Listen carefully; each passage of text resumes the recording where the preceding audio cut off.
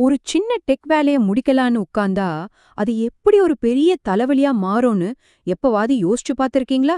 வாங்க, அப்படி ஒரு கதையத்தான் நம்ம இன்னைக்கு பார்க்க போறோம். ஒரு சிம்பிளான கோல், ஆனா அதை அடையறதுக்குள்ள எவ்ளோ தடைகளை தாண்ட வேண்டியிருந்ததுன்னு பாருங்க. நிச்சயமா இது உங்களுக்கும் நடந்திருக்கும். இந்த முழு பயணத்துக்கும் ஆரம்ப புள்ளி என்ன தெரியுமா? ரொம்ப சிம்பிளான ஒரு யோசனை தான்.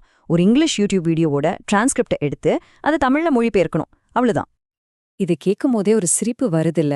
இதுல என்ன பெருசா தப்பாகிட போகுது அப்படின்னு நம்ம நினைக்கிற ஒவ்வொரு முறையும் டெக்னாலஜி நமக்கு ஒரு பெரிய சர்ப்ரைஸ் கொடுக்கும். அது என்னன்னு தான் இப்ப பார்க்க போறோம். சரி, முதல் கட்டம். இலக்கு ரொம்ப சிம்பிள். ஒரு ஆன்லைன் டூலை பயன்படுத்தி யூடியூப் வீடியோ டிரான்ஸ்கிரிப்டை எடுக்கணும், அப்புறம் அதை மொழிபெயர்க்கணும். கேட்க ரொம்ப ஈஸியா இருக்கு இல்லையா? ஆனா இங்கதான் கதையே ஆரம்பிக்குது. ஆனா அந்த சிம்பிளான பிளான் ரொம்ப சீக்கிரமாவே ஒரு பெரிய புதர் மாதிரி மாறிடுச்சு.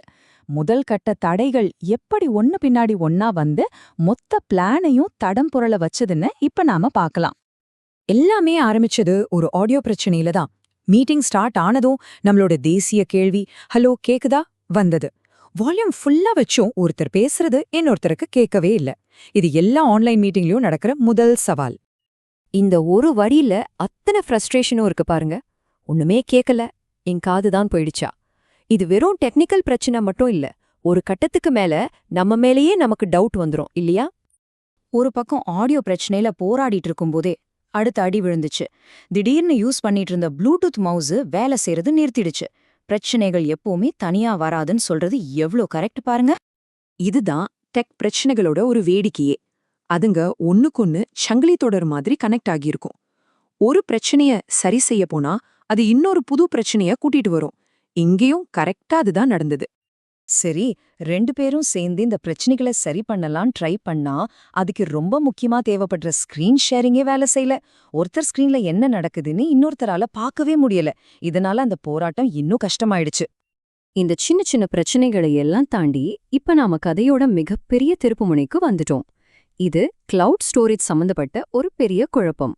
வாங்க, அந்த புதரை எப்படி விடுவிச்சாங்கன்னு பார்க்கலாம். டெக்னாலஜியால ரொம்பவே சோர்ந்து போன ஒரு நேரத்துல வந்த வார்த்தை இது. எல்லா பக்கமும் அடி வாங்கினா இப்படிதான் தோணும். இந்த உணர்வை இது ரொம்ப கரெக்டா காட்டுது. குழப்பத்தோட ஆணி வேற இந்த டேபிள் தான். இங்க பாருங்க, 2 கூகுள் அக்கவுண்ட் இருக்கு.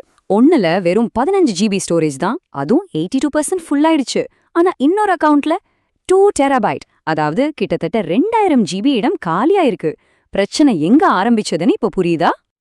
ஆக இதிலிருந்து நம்ம கத்துக்க வேண்டிய பாடம் ரொம்ப சிம்பிள். நம்மளோட டிஜிட்டல் அக்கவுண்ட்களை அப்பப்போ ஒழுங்கா மெயின்டைன் பண்றதுக்கு நாம செலவழிக்கிற கொஞ்ச நேரம் எதிர்காலத்துல வரப்போற பல மணி நேர டென்ஷன்ல இருந்து நம்மள காப்பாத்தும். அவங்க பட்ட கஷ்டத்திலிருந்து நமக்கெல்லாம் ஒரு சூப்பர் டிப் கிடைச்சிருக்கு. சரியான டிரைவ்ல எப்படி ஃபைல் அப்லோட் பண்றதுன்னு இனிமே குழப்பமே வேண்டாம். இந்த 4 ஸ்டெப்ஸை ஃபாலோ பண்ணா போதும். உங்களுக்கும் இது ரொம்ப யூஸ் ஆகும். அந்த பெரிய ஸ்டோரேஜ் பிரச்சனைய சரி செஞ்சதுக்கு அப்புறம் அவங்க ஒரு முக்கியமான விஷயத்த உணர்ந்தாங்க. பிரச்சனைகளை சரி பண்றது மட்டும் பத்தாது, எதிர்காலத்துல இந்த மாதிரி பிரச்சனைகள் திரும்ப வராம பாத்துக்கணும்.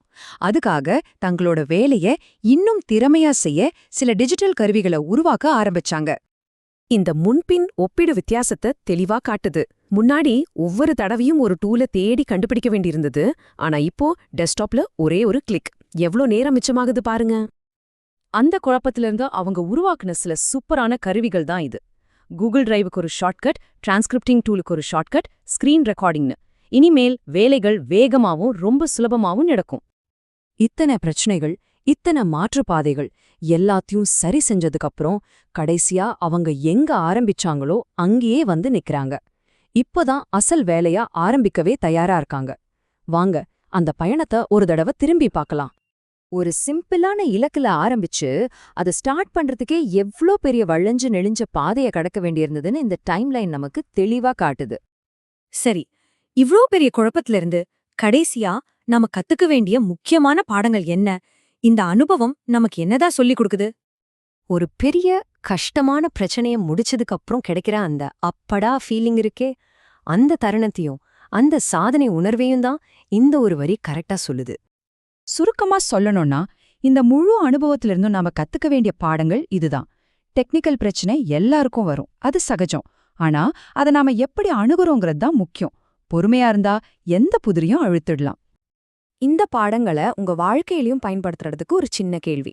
சரி, இதெல்லாம் கேட்டீங்க இல்லையா? இப்போ நீங்க சொல்லுங்க, இந்த வாரம் நீங்க சரி செய்ய போற ஒரு டெக்னிக்கல் தடை என்ன? யோசிச்சு பாருங்க.